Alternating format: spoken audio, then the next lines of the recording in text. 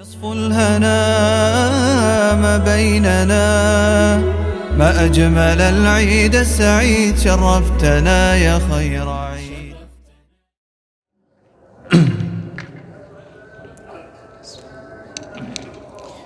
الله أكبر.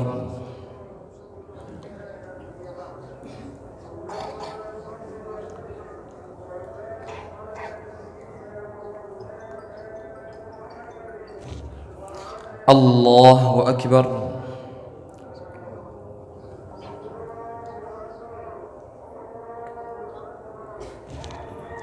الله أكبر.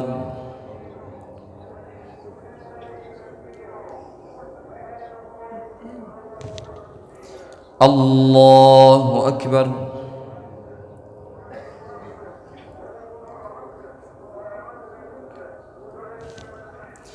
الله أكبر.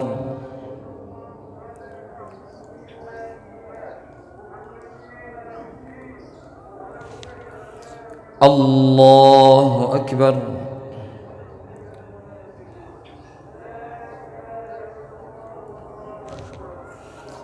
الله أكبر. بسم الله الرحمن الرحيم. الحمد لله رب العالمين، الرحمن الرحيم، مالك يوم الدين، إياك نعبد وإياك نستعين،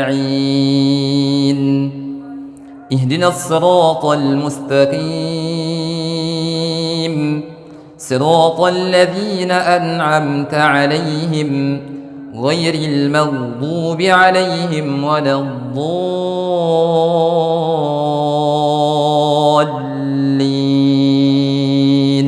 آمين.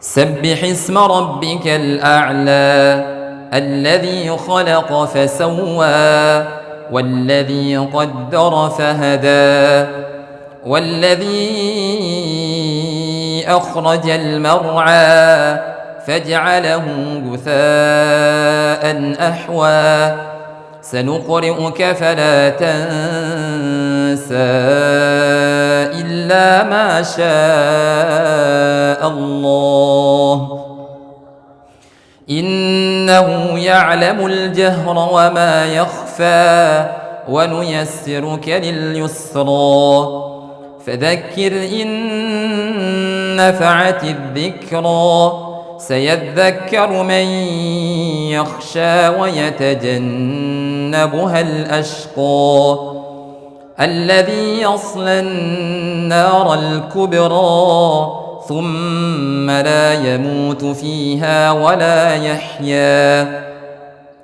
قد أفلح من تزكى وذكر اسم ربه فصلى بل تؤثرون الحياة الدنيا والآخرة خير وأبقى إن هذا لفي الصحف الأولى صحف إبراهيم وموسى. الله أكبر.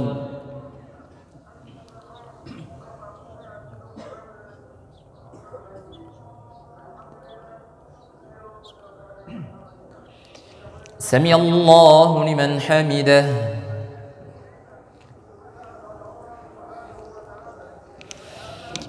الله أكبر.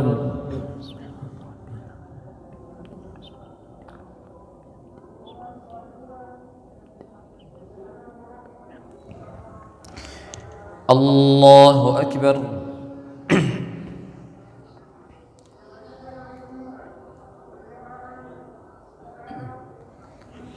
الله أكبر.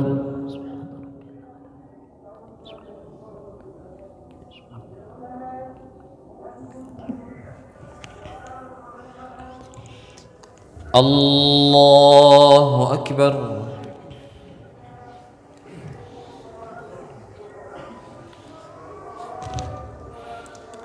الله أكبر.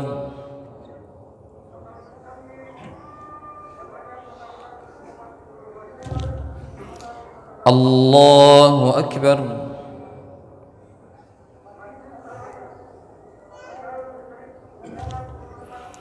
الله أكبر.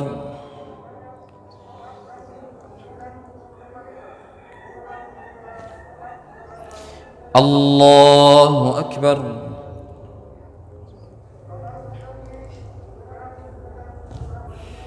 الله أكبر. الحمد لله رب العالمين الرحمن الرحيم مالك يوم الدين إياك نعبد وإياك نستعين اهدنا الصراط المستقيم صراط الذين أنعمت عليهم غير المغضوب عليهم ولا الضالين آمين.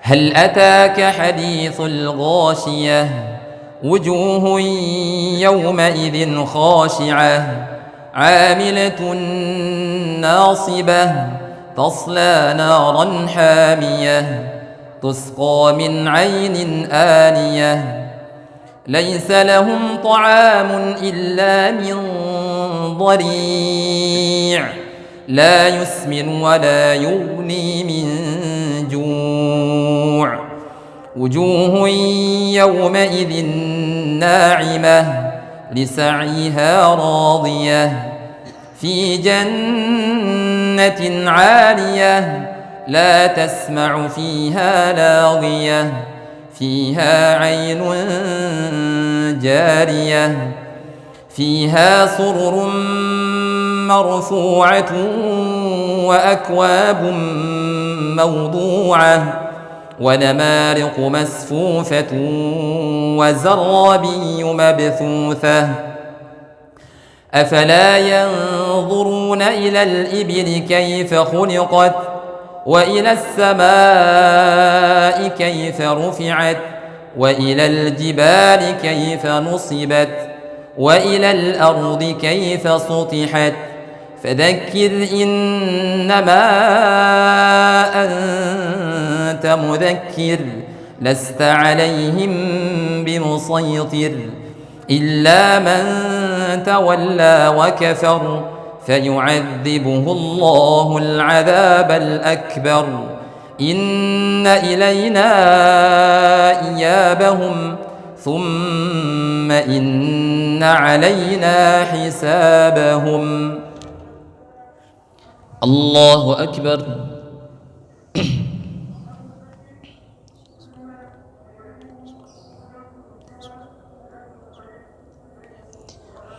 سمع الله لمن حمده.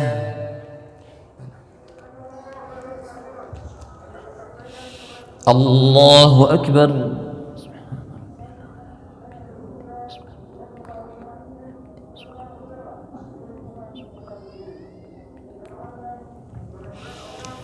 الله أكبر.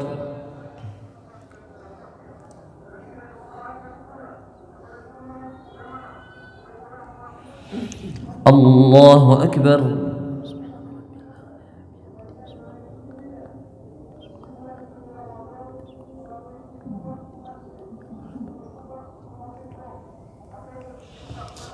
الله أكبر.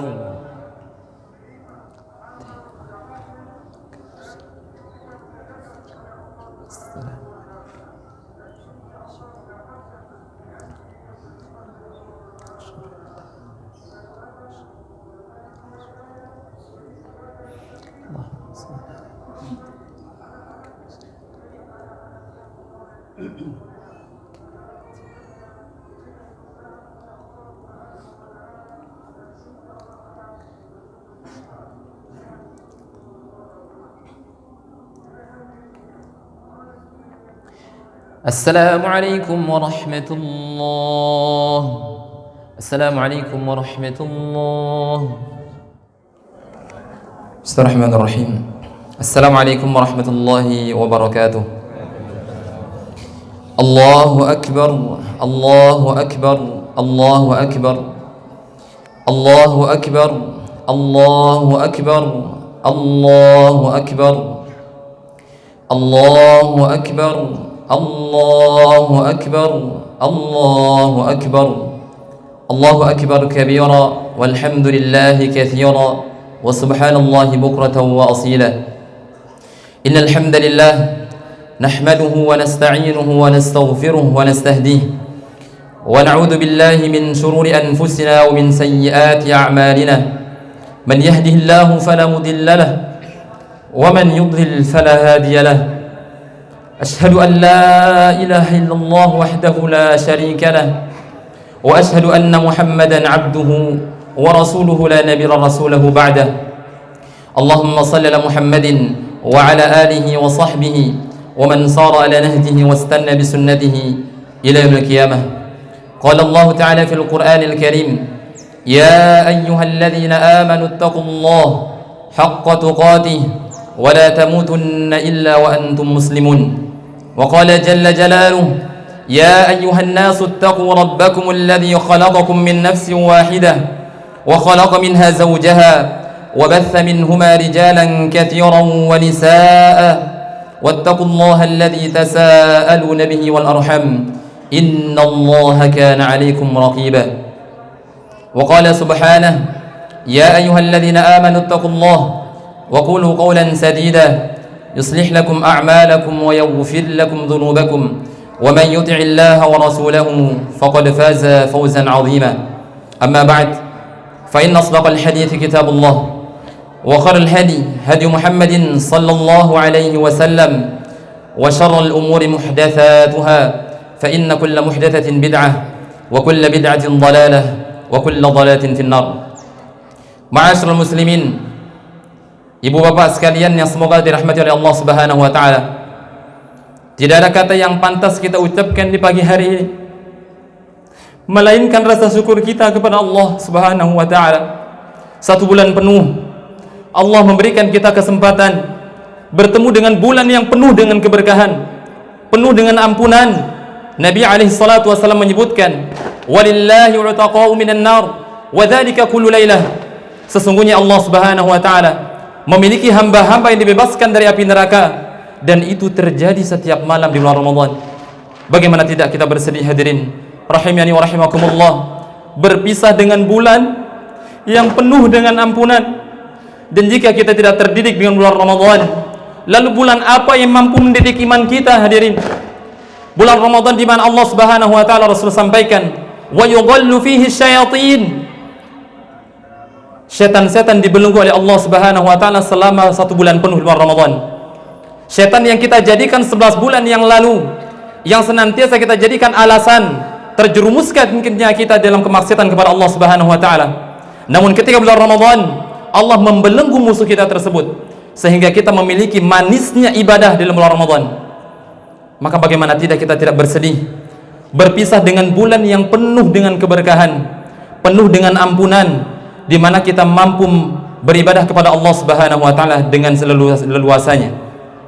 Maka hadirin rahimani wa rahimakumullah, sepatutnya seorang muslim bersedih dengan bulan Ramadan, karena para ulama terdahulu 6 bulan sebelum bertemu dengan bulan Ramadan, mereka senantiasa berdoa kepada Allah Subhanahu wa taala, memohon agar dipertemukan dengan bulan Ramadan, karena mereka mengetahui ada apa di dalam bulan Ramadan, bulan yang penuh dengan keberkahan. Nabi di awal bulan Ramadan memberikan kabar gembira tersebut kepada para sahabatnya, qad ja'akum Ramadan syahrul mubarak tuftahu fihi abwabul jannah wa tughlaqu fihi abwabun nar wa tughallu fihi syayatin. Telah datang kepada kalian, kata Nabi, bulan Ramadan, bulan yang penuh dengan keberkahan, di mana Allah Subhanahu wa taala membuka lebar-lebar daripada pintu surganya, dan Allah menutup rapat-rapat pintu neraka, dan bahkan Allah membelenggu setan yang 11 bulan kita jadikan alasan senantiasa menggoda kita, menjerumuskan kita dalam kemaksiatan kepada Allah Subhanahu wa taala. Bagaimana tidak kita tidak bersedih berpisah dengan bulan yang senantiasa datang untuk mendidik kita. Bulan Ramadan datang untuk mendidik kita, hadirin. Datang mendidik kita bagaimana kita menjadi hamba yang sabar dalam menahan hawa nafsu kita, menahan rasa lapar dan dahaga. Namun ingatlah, semoga kita bukan termasuk orang-orang yang didoakan oleh Jibril alaihissalam, yang diaminkan oleh Nabi sallallahu alaihi wasallam. Nabi ketika naik ke atas mimbarnya mengucapkan amin selama 3 kali. Sehingga sahabat bertanya kepada Nabi alaihissalatu wasallam, apakah gerangan yang membuat anda ya Rasulullah mengucapkan amin? Maka Nabi mengatakan Jibril telah datang dan berdoa, dan di antara doanya, hadirin, ragima anfu rajulin dakhala alaihi Ramadan thumma ansarha falam yughfar lahu. Celakalah orang-orang yang bertemu dengan bulan Ramadan, kemudian Ramadan telah berlalu, namun mereka belum mendapatkan ampunan Allah Subhanahu wa taala. Hadirin rahimani wa rahimakumullah. Maka hendaklah kita bermuhasabah pada hari ini. Betapa banyak kelalaian-kelalaian yang kita lakukan di luar Ramadan. Jangan sampai kita keluar dari luar Ramadan pada saat ini namun kita belum mendapatkan ampunan Allah Subhanahu wa taala. Merugilah kita. Karena yang berdoa adalah pimpinannya para malaikat. Malaikat itu adalah makhluk yang paling suci di atas muka bumi ini. Tidak pernah melakukan kemaksiatan kepada Allah Subhanahu wa taala.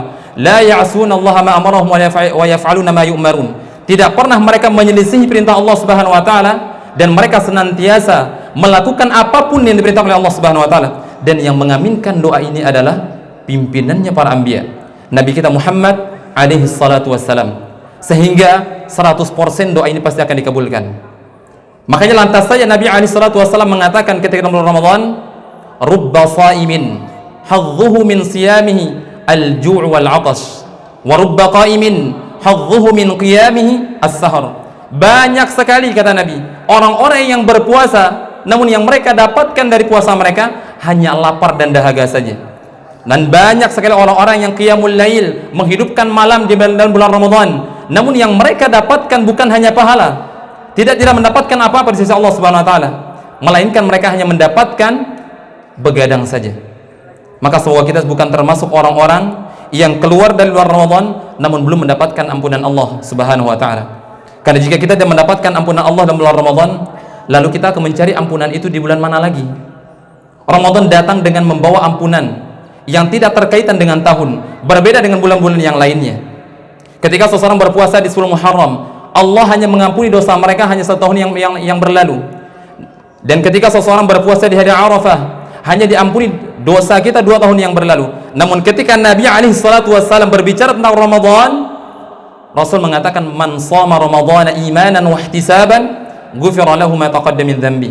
Barang siapa yang berpuasa di bulan Ramadan karena keimanan kepada Allah Subhanahu wa taala dan karena rasa harap dari sisi Allah Subhanahu wa taala, maka akan diampuni dosa-dosa mereka yang telah berlalu. Tidak terikat dengan berapa tahun, hadirin. Maka bagaimana tidak seseorang akan merugi, bersedih, berpisah dengan bulan Ramadan, bulan yang penuh dengan keberkahan ini. Dan ketahuilah, seburuk-buruk manusia, kata salaf, bi'sal qaumi la ya'rifuna Allah illa fi Ramadan. Seburuk-buruk mereka adalah mereka yang hanya mengenal Allah Subhanahu wa taala hanya di bulan Ramadan saja. Maka semoga kita bukan termasuk orang-orang seperti ini. Ramadan datang, hadirin, untuk mendidik kita, menjadikan kita manusia yang bertakwa kepada Allah Subhanahu wa taala. Karena dengan ketakwaan itu merupakan bekal sebaik-baiknya kita kembali kepada Allah Subhanahu wa taala.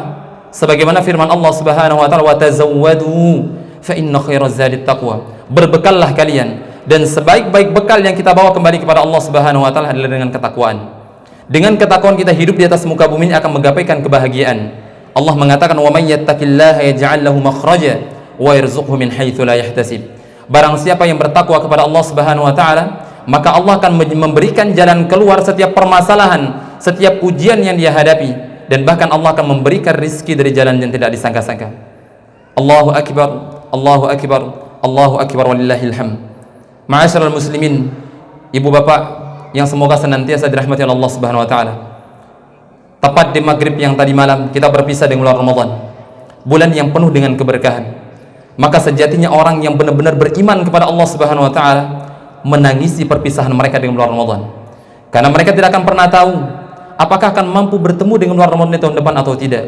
Ramadan datang untuk mendidik kita kebersamaan, mendidik kita dalam kesabaran, menahan daripada hawa nafsu kita, sehingga kita akan terdidik untuk merawi kehidupan 11 bulan ke depan. dan kita sudah berada di antara Ramadan, hadirin, yang mana kata Nabi SAW, ya, dari Ramadan dan Ramadan berikutnya Allah akan mengampuni dosa-dosa kita jika kita menghindari dosa-dosa besar. Hadirin rahimani wa rahimakumullah. Namun perpisahan ini bukanlah sesuatu. Yang paling penting adalah bagaimana kita terdidik dengan bulan Ramadan. Jangan sampai ketaatan yang kita lakukan selama 1 bulan penuh terhenti di 1 Syawal ini. Qiraatul Quran kita, qiyamul lail kita hanya kenal qiyamul lail hanya di bulan Ramadan. Kita hanya kenal membaca Al-Quran hanya di bulan Ramadan. Kita mengenal sedekah hanya di bulan Ramadan. Maka merugilah orang-orang seperti ini. Bi'sal qaumi la ya'rifuna Allah illa fi Ramadan. Seburuk-buruk mereka adalah yang mereka hanya mengenal Rabbnya, yaitu Allah Subhanahu wa taala, hanya di bulan Ramadan saja. Ingatlah sabda Nabi alaihi salatu wassalam, ahabbul a'mali ila Allah adwamuha wa in qall. Amalan yang paling dicintai oleh Allah Subhanahu wa taala adalah amalan yang sedikit namun kontinu. Maka jangan sampai berhentinya Ramadan, berhenti pula kita salat berjamaah ke masjid. Yang selama ini kita hanya mengenal masjid hanya di bulan Ramadan saja. Ramadan datang untuk mendidik kita, hadirin. Jika Ramadan tidak mampu mendidik kita, lalu bulan apa yang mampu mendidik kita semua? Ramadan datang dengan penuh dengan ampunan. Kemudian setan-setan dibelenggu di dalamnya, sehingga kita mampu beribadah kepada Allah Subhanahu wa taala dengan leluasa. Dan ingatlah, sebuah penyair mengatakan, ucapan Ibnu Rajab Al-Hambali mengatakan, berhari raya itu bukan tentang seseorang menggunakan pakaian baru, namun berhari raya adalah siapa yang ketaatannya bertambah, keimanannya bertambah kepada Allah Subhanahu wa taala. Dan bukanlah berhari raya itu tentang seseorang menghias diri dengan pakaian dan tunggangannya, kata beliau. Tetapi orang berhari raya itu adalah mereka yang diampuni dosa-dosanya oleh Allah Subhanahu wa taala. Semoga kita termasuk orang-orang yang dibebaskan oleh Allah Subhanahu wa taala dari api nerakanya, dan semoga kita menjadi orang-orang yang mendapatkan ampunan Allah Subhanahu wa taala, dan semoga kita menjadi orang-orang yang mendapatkan gelar ketakwaan dan menjadikan hamba yang terdidik dengan bulan Ramadan sehingga mampu meraungi dan menjalankan kehidupan 11 bulan ke depan. Amin amin ya rabbal alamin. Allahumma ighfir lil muslimin wal muslimat wal mu'minina wal mu'minat al ahya'i minhum wal amwat innaka sami'un qaribun mujibud da'wat ya qadiyal hajat. Allahumma izzil islam wal muslimin, Allahumma izzil islam wal muslimin ya rabbal alamin. Allahumma ya muqallibal qulub thabbit qulubana ala dinik wa ya musarrifal qulub sarrif qulubana ala ta'atik. اللهم تقبل منا إنك أنت السميع العليم وتب علينا إنك أنت التواب الرحيم. ربنا هب لنا من أزواجنا وذرياتنا قرة أعين واجعلنا للمتقين إماما.